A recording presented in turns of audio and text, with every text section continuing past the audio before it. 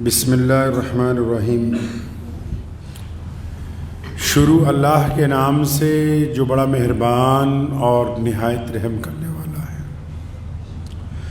تمام حضرات سورہ فاتحہ اور درود پاک پڑھ لیجیے۔ اعوذ باللہ من الشیطان الرجیم، بسم اللہ الرحمن الرحیم، الحمد للہ رب العالمین، الرحمن الرحیم، مالک یوم الدین، ایاک نعبد وإياك نستعين، اهدنا الصراط المستقيم صراط الذين أنعمت عليهم غير المغضوب عليهم ولا الضالين آمین۔ دروشی پڑھیے۔ اللهم صل على محمد وعلى آل محمد كما صليت على إبراهيم وعلى آل إبراهيم إنك حميد مجيد۔ اللهم بارك على محمد وعلى آل محمد كما باركت علی ابراہیم وعلی آل ابراہیم انک حمید مجید۔ مدینہ المنورہ میں ایک وقت ایسا بھی گزرا کہ جتنے بھی وہاں غریب لوگ رہتے تھے ان سب کے گھروں میں پابندی سے کوئی آدمی اناج اور دیگر کھانے پینے کی چیزیں اور ساتھ میں کچھ رقم جو ہے وہ رکھ جاتا تھا۔ کئی سال ایسا ہوتا رہا۔ جو انسان یہ سامان رکھ کے جاتا تھا، ساتھ میں رقم بھی، کھانے پینے کی چیزیں بھی، تو ان کے چہرے پہ نقاب باندھا ہوتا تھا۔ بعض اوقات لوگوں نے ان کو روک کے پوچھنا چاہا کہ آپ کون ہیں، آپ کا کیا نام ہے؟ اچھا، جب کبھی کوئی پوچھتا تھا ان کو بھئی کون ہے آپ، بڑے سخت ناراض ہو جاتے تھے، سخت ناراض۔ یہ نہیں کہ درگزر کرنا، پوچھنے والے کے پیچھے پڑ جاتے تھے۔ تو ہوتا کون ہے پوچھنے والا؟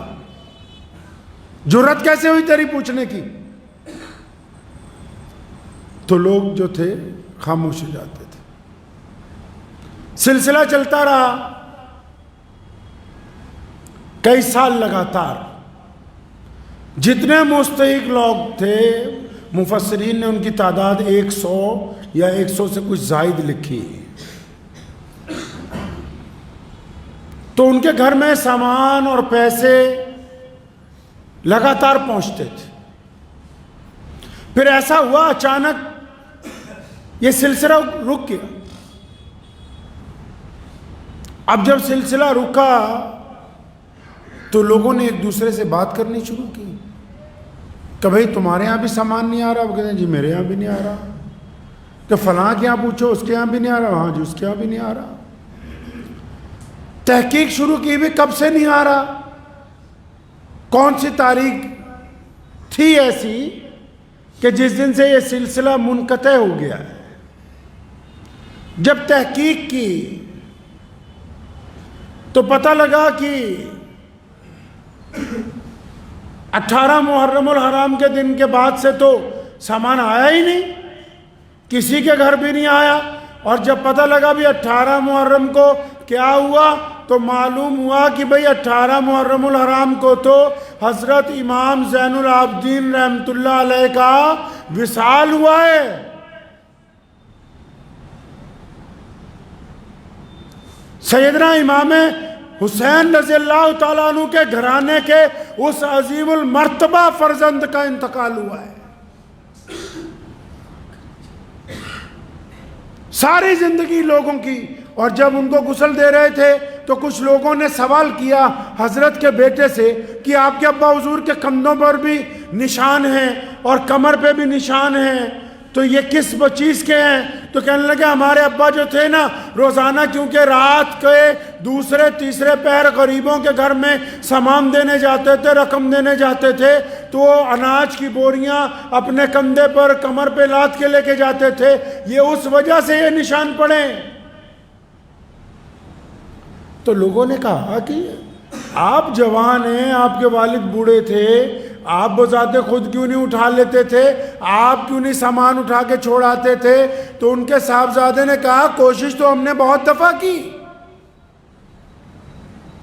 کوشش بہت مرتبہ ہم نے کی کہ ہم سامان اٹھا کر دے آئیں، ہم لے جا کر سامان پہنچا دیں، لیکن کہنے لگے کہ ہم جب بھی کہتے تھے ابا جی ہم آپ کے ساتھ چلتے ہیں، فرماتے خبردار یہ تو میرا اور میرے رب کا معاملہ ہے، اگر میں تمہیں بتا دوں کہ کس کو سامان دینا ہے تو جس کے گھر سامان پہنچانا ہے اس کی بے عزتی ہو جائے گی۔ میں تو اپنے رب کے حضور اپنا معاملہ درست رکھنا چاہتا ہوں، میں جن کو دیتا ہوں ان کی بے عزتی نہیں کرنے دیتا کسی کو۔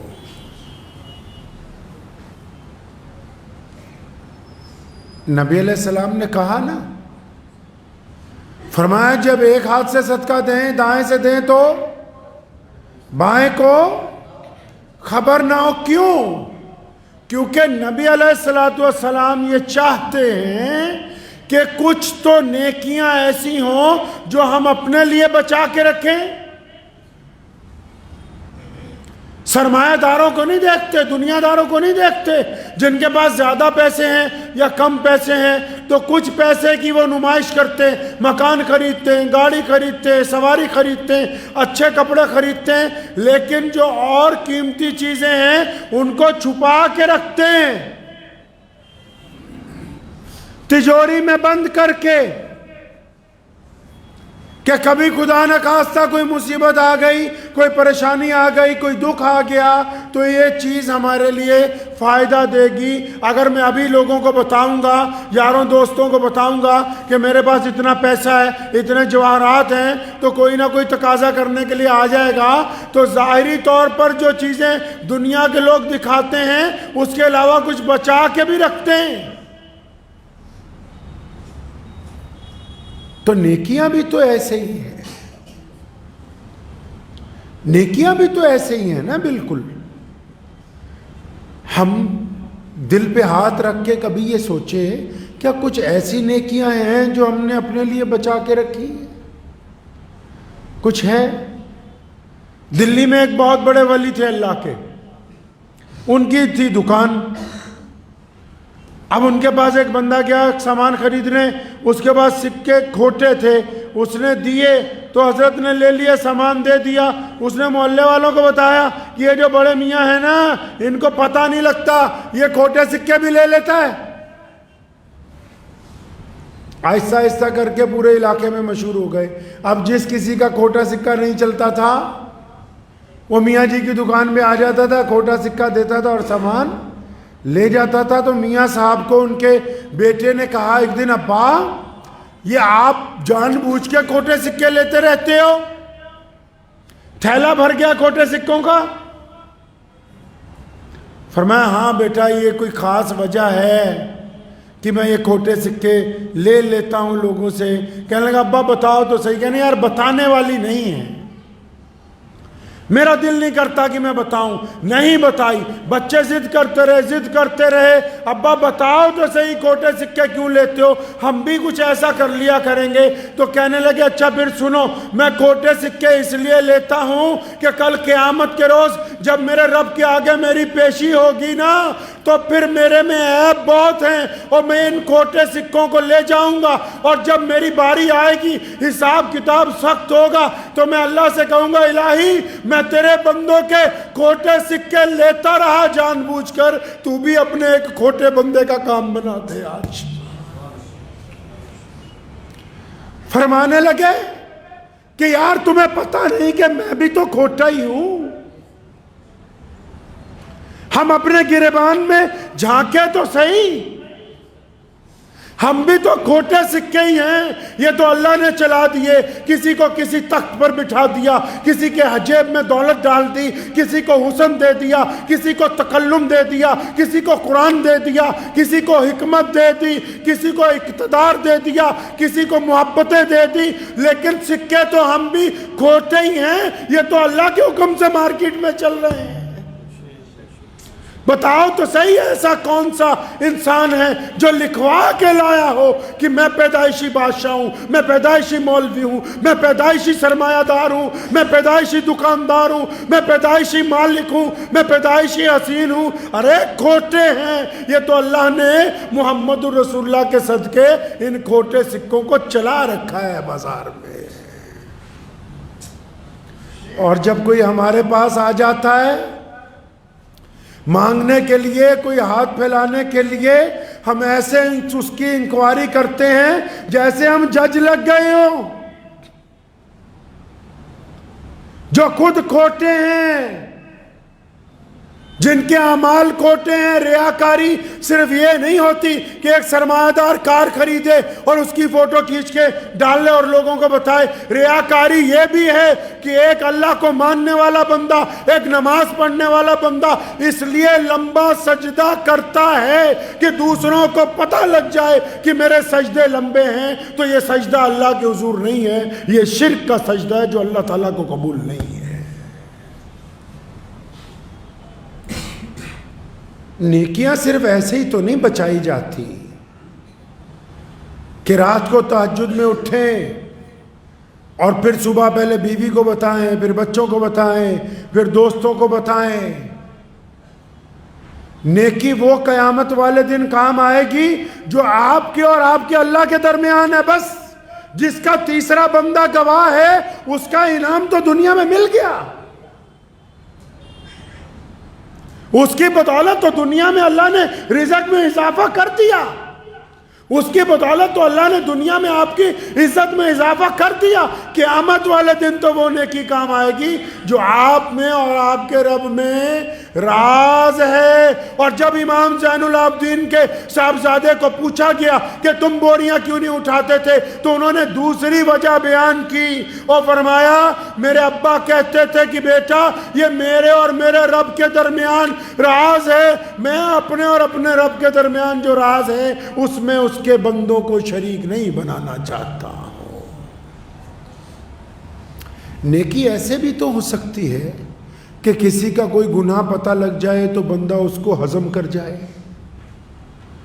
نیکی ایسے بھی تو ہو سکتی ہے کہ کوئی بہت محتاج ہو، چپکے سے جا کے چند پیسے اس کے گھر میں پھینک آئے۔ نیکی ایسی تو بھی ہو سکتی ہے کہ کوئی بہت بڑی مصیبت میں پھنسنے والا ہو اور آپ کو خبر ہو، آپ وقت پہ جا کے اس کا دامن تھام لیں کہ ایک قدم آگے مت بڑھانا کہ آگے کنواں ہے تو گر جائے گا۔ کچھ نیکیاں ایسی بھی تو ہو سکتی ہیں کہ آپ ایسے لوگوں کے لیے دعا کرتے ہو جو آپ کے لیے بد دعائیں کرتے ہو۔ کچھ نیکیاں ایسی بھی ہوتی ہیں کہ آپ ایسے جاننے پہچاننے والوں کے لیے یا ایسے غیر جاننے والوں کے لیے دعائیں کرتے ہو جو دعا کے سخت محتاج ہوں، اور آپ ساری زندگی کبھی ذکر ہی نہ کریں کہ یار میں تو ساری زندگی تیرے لیے دعا کرتا رہا، آپ کبھی ذکر ہی نہ کریں، تو یہ نیکی تو اللہ کے حضور درج ہو چکی ہے۔ اگر آپ نیکی کو نہیں سنبھال رہے تو نیکی ضائع ہو رہی ہے۔ اتنی بات پتہ ہے کہ جو دولت تجوری میں رکھ کے تالا لگا دیے بس وہی بچے گی۔ جس پیسوں سے گاڑی خریدی، جن پیسوں سے کپڑے خریدے، جن پیسوں سے گھر بنایا، جن پیسوں سے کچھ کھایا پیا، وہ تو ختم ہو گئے۔ جن نیکیوں کا شور مچایا، جن نیکیوں کی ادھم مچاتے رہے، وہ تو ختم ہو گئی۔ یہاں ساتھ لے جانے کے لیے کیا ہے؟ کیا کوئی ایسی نماز ہے رات کے اندھیرے میں کہ بیوی کو بھی نہ پتا ہو، بچوں کو بھی نہ پتا ہو، ماں کو بھی نہ پتا ہو، باپ کو بھی نہ پتا ہو، اور رات کے اندھیرے میں چپکے سے اٹھتا ہو بندہ اور پھر اپنے رب کے حضور رات کے اندھیرے میں اپنے رب سے باتیں کرتا ہو اور اس نیکی کو سنبھال کے رکھے؟ لوگ کہتے رہیں کہ تو نے تو کبھی زندگی میں تہجد نہیں پڑھی ہوگی، اور خاموشی سے ہنس کے ٹالتا رہے۔ کوئی ایسی نیکی بھی تو سنبھال کے رکھے جو قیامت والے دن اس کے کام آ جائے۔ کچھ ایسیاں تسبیح تو ہو، کچھ ایسا ذکر تو ہو اللہ کا جس ذکر کا ساتھ والوں کے یہاں کوئی ذکر نہ ہو، جس کا چرچا دوسروں کے ساتھ نہ ہو۔ کسی مسجد میں رات کے تیسرے پہر کوئی ایسا جھاڑو تو لگایا ہو، کوئی ایسی صفائی تو کی ہو کہ جس کا گواہ سوائے اللہ کے کوئی اور نہ ہو؟ کسی مریض کی چپکے سے جا کے ہسپتال میں پیسے اس لیے جمع کرا دیے ہوں کہ وہ اپنا محسن ڈھونڈتا رہے، اس کو اپنا محسن نہ ملے، اور کل قیامت والے دن اللہ کہہ دے کہ یہ وہ میرا بندہ ہے جس نے میرے غریب بندوں کی، میرے محتاج بندوں کی بنا ان پر احسان جتلائے ہوئے ان کی مدد کی تھی، اس کو لے کے آؤ تاکہ اس کے سر پر عزت کا تاج رکھا جائے۔ کچھ نیکیاں تو ہوں جو بچا کے رکھی جائے۔ یہ کون سی نیکی ہے کہ ہم غریب لڑکیوں کی شادی کرنے لگے ہیں اور پھر اس کے بعد پوری پریس والوں کو بلا کے اس غریب دلہے اور دلہن کا کھڑا کر کے زندہ جنازہ نکال رہے ہیں؟ یہ نیکی نہیں ہے۔ یہ جو ہم نے ٹرینڈ سمجھا ہے، یہ جس کو ہم نیکی سمجھ رہے ہیں، اگر کسی کو کھانا کھلایا اور 200 آدمیوں کو بتایا، یہ نیکی نہیں۔ کسی ننگے کو کپڑے پہنائے اور 200 لوگوں کو بتایا، یہ نیکی نہیں۔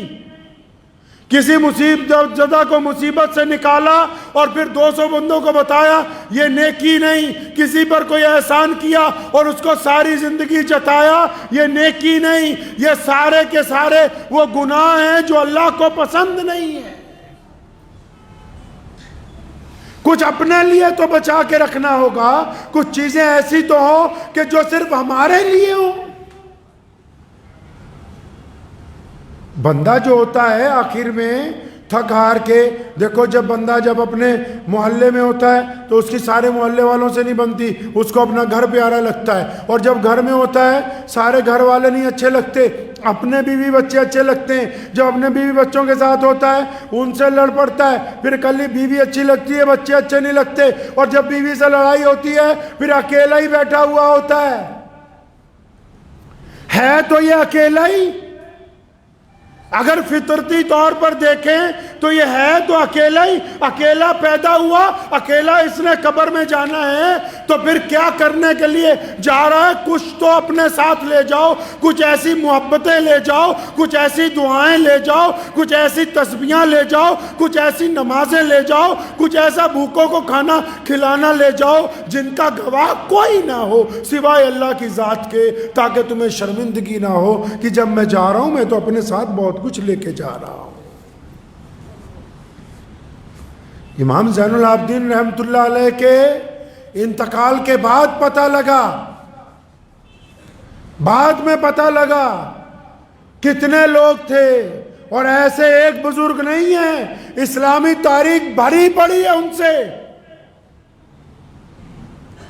ایسے دینے والوں سے تاریخ دنیا کی بھری پڑی ہے، جو بے لوث آتے ہیں، جو بلا وجہ آتے ہیں، جو اپنا نام نہیں بتانا چاہتے، جو اپنا چہرہ نہیں دکھانا چاہتے۔ کیوں؟ کیونکہ وہ جانتے ہیں کہ یار ہم تو کھوٹے سکے ہیں، اگر ہم آج اللہ کے بندوں کی مدد کریں گے تو کل کوئی اللہ کے حضور ہماری پوچھ گچھ کم ہو جائے گی۔ کچھ نیکیاں سنبھالنی چاہیے کہ نہیں سنبھالنی چاہیے؟ پیارے نبی علیہ الصلوۃ والسلام کی اس چھوٹی سی حدیث میں کتنی بڑی حکمت چھپی ہوئی ہے۔ 2 حکمتیں چھپی ہیں۔ فرمایا دائیں ہاتھ سے دینا، بائیں کو نہ پتہ لگے۔ کیوں؟ تاکہ جب تم دو تو جس کو دو اس کو شرمندگی نہ ہو، اس کی بے عزتی نہ ہو، اس کے عزت نفس کا جنازہ نہ نکلے۔ اور دوسرا، آپ کا دینا اللہ کے حضور قبول ہو جائے، دنیا والوں کو اس کی کوئی خبر لگ ہی نہ پائے۔ ان 2 حکمتوں کی وجہ سے بندہ دنیا میں بھی پھر عزت پا جائے گا، آخرت میں بھی۔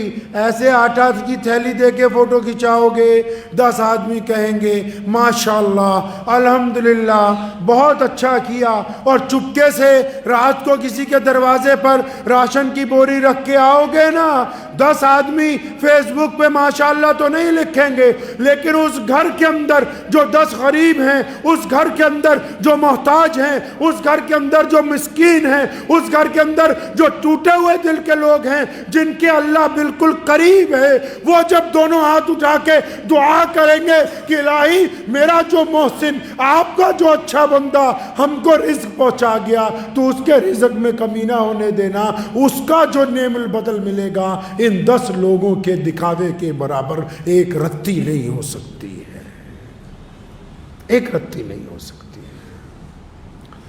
ہم مسلمان ہیں، اسلام کی حکمت انقلاب کو دل کی گہرائیوں سے سمجھنا ہے۔ ہر معاملے میں قرآن پاک نے یتیموں کی عزت کرنے کے لیے کہا، رسول اللہ نے یتیموں کی عزت کرنے کے لیے کہا۔ یہ بھی تو کہہ سکتے تھے کہ جاؤ پھر یتیموں اور غریبوں کو اکٹھا کرو، لے آؤ سب کو مدینے میں اکٹھا کر کے ایک طرف سے سامان بانٹیں گے۔ نہیں، ایسا نہیں ہوا۔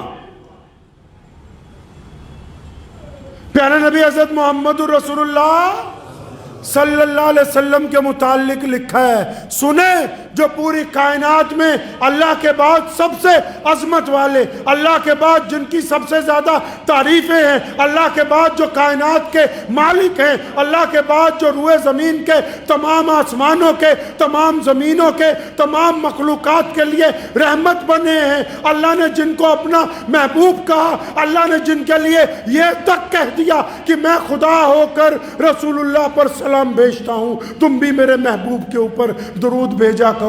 وہ محبوب جب دنیا سے پردہ کر گئے، ایک بچی روتی ہوئی مدینہ منورہ میں سیدنا ابو بکر صدیق رضی اللہ تعالیٰ عنہ کے پاس آئی، پوچھنے لگی کہ صاحب کہاں ہیں؟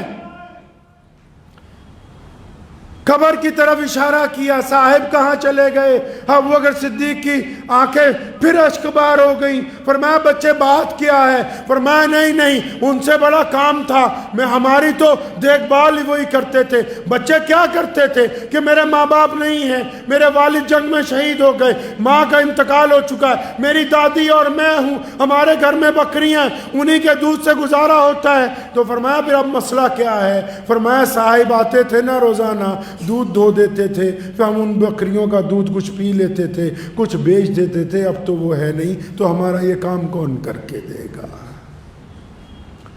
سیدنا عمر رضی اللہ تعالیٰ عنہ خلیفہ بنے، چوری چھپے دیکھتے تھے سارے کام کہ ابو بکر کیا کیا کرتے، روز رات کو کہاں چلے جاتے، کدھر چھپ چھپ کے جاتے۔ ایک دن گئے، دیکھا کہ ابو بکر تو سحری سے بھی 1 گھنٹہ پہلے، 1 پیر پہلے جاتے ہیں پیدل، جوتے نہیں پہنتے۔ ارے بھائی یہ خلیفہ جوتے کیوں نہیں پہنتا؟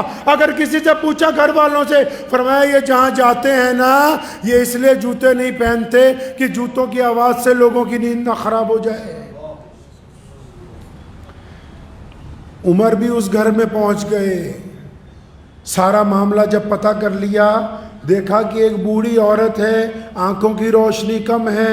سیدنا ابو بکر صدیق روز اس کے گھر جاتے ہیں، گھر کی صفائی کرتے ہیں، اس کا پاخانہ وغیرہ ساری صفائی کرتے ہیں، پانی بھر کے رکھتے ہیں، ہانڈی بناتے ہیں، روٹیاں اتارتے ہیں، اور اس کے بعد فجر سے پہلے اپنا کام نپٹا کے واپس آتے ہیں۔ سیدنا ابو بکر صدیق رضی اللہ تعالیٰ عنہ خلافت کے کام سے مکہ مکرمہ گئے، پیچھے حضرت عمر تھے، ان کو یاد آیا کہ وہ والا کام ہے، پہنچ گئے اور پھر وہ سارا کام کیا۔ کام کر کے اس اماں کو کہنے لگے، اچھا اماں میں چلتا ہوں۔ کہنے لگی رک جا بیٹا، تو وہ نہیں ہے جو روز آتا ہے، وہ نہیں ہے تو روز جو آتا ہے۔